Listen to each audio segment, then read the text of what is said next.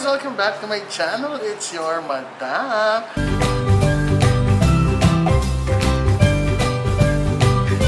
At ngayon, nandito tayo sa napakalayong dako ng mundo. So very south. Nasa Alabang tayo kasi kakatapos lang ng meeting. And I'm just so happy kasi medyo nakaka-excite na medyo nakaka-challenge to. So abangan nyo.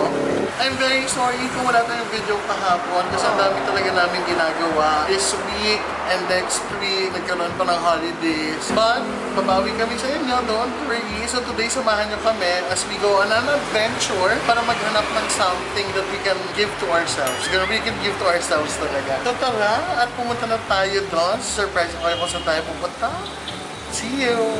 So, nandito tayo ngayon sa Pasay because, I don't know, it's still a plan, pero naghahanap-hanap na kami, we're canvassing. Kasi I'm considering buying what? Eto yung mga cars. I'm just so happy.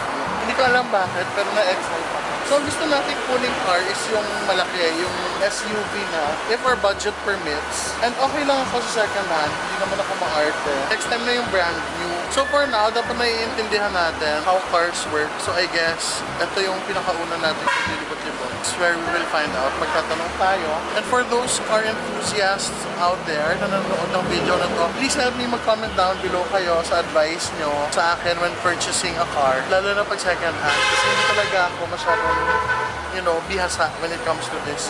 So please help me. Pero tara, for now, mag-ikot tayo. Tingnan natin. A few moments later. Nandito na tayo ngayon sa MOA kasi nakakaloka kanina. Hindi ko alam, bawal pala mag-video dun sa loob. Hindi kami pinag-video kasi daw makikita yung mga presyo. So iniiwasan nila yon. Kasi makikita din ang competitors. Yung inquiry namin kanina, nag-focus lang siya more on the pagbayad, kung magkano down payment. Not really on the car itself because hindi ko naman siya maiintindihan. Kahit buksan yung makina nun, wala akong maiintindihan doon. If I'm really decided next time, siguro I'll bring an expert na lang. Yung mekaniko talaga can help us determine kung maganda pa yung car or not. So ngayon yung brand, yun naman tignan natin. Kung afford natin. So kaya mag-fill up na ako ng application. Ito natin alam kung saan ito ma-approve na bank. But, ito try natin. Fill upan ko lang ito.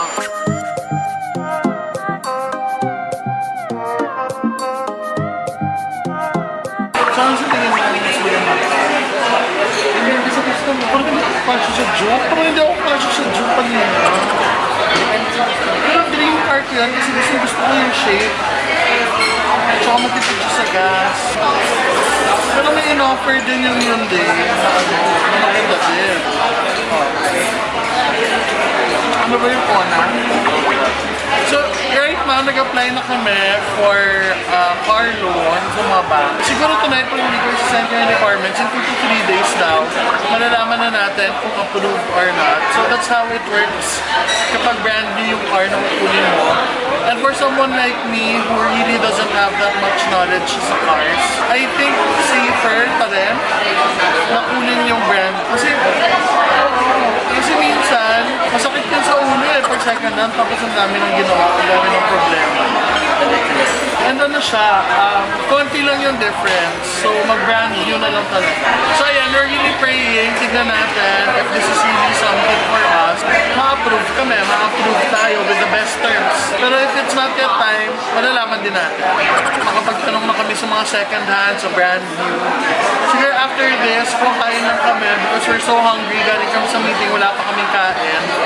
We'll go to the department store kasi kailangan ko ng bagong background. Kasi gusto ko na talagang i-display din yung ano ko. Silver play button. Ito, bigyan kami bili ng car. Sobrang nakaka-excite. Ang kinakabahan din ako kasi may monthly bills. Kailangan make sure mo kasi pag meron ng monthly bills, mabayaran mo talaga. So, but we're okay. God provides. So, magpatuloy lang natin ang laban.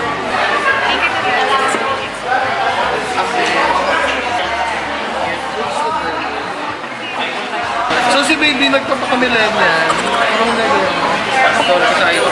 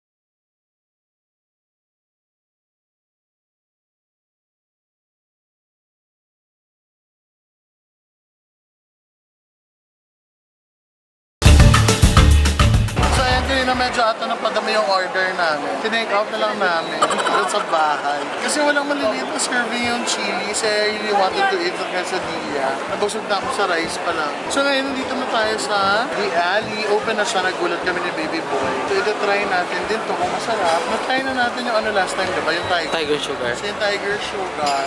It's so. Oh, hindi ko siya bet. Ay, siya bet. I don't know why. Mas gusto ko pa yung ano, Coco. Ito yung The best talaga Ali. po. Tikman naman natin. Pa-open lang ata nito. Ano yung pearl ni sugar? Ano next? Ano number mo? 578. 120 lang yung milk tea. So, okay lang. Yung kinuha ko yung royal number na. So, yung royal number na.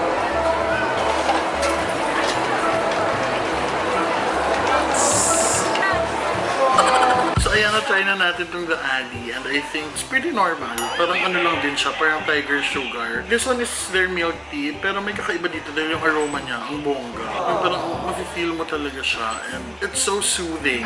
Ganun yung term. It's pretty much normal. Yung taste, yung pearls niya, yung tapioca pearls niya, it's softer compared to the other na na-try natin. But anyway, ayan, nandito tayo ngayon sa dental clinic because ipapalinis ko na yung teeth ko. It's time again, after 6 months. Ngayon lang ako nagkaroon ng time na magpalinis ng teeth, magpa-oral prophylaxis. And let's check also kung may sira na.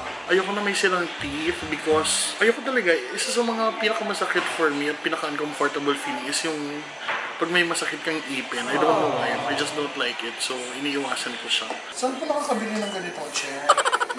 SMX. Pwede ba matulog dito? Pwede po. Kasi lang parang hindi ako cash. Taas ka pa po. Taas pa po. Taas pa. Saan ako? Dito, taas pa po. Okay. Angat lang po ng konti. Yan.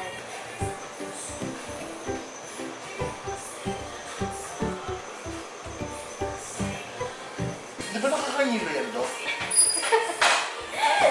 Nanginilo kasi ako pag ngipin.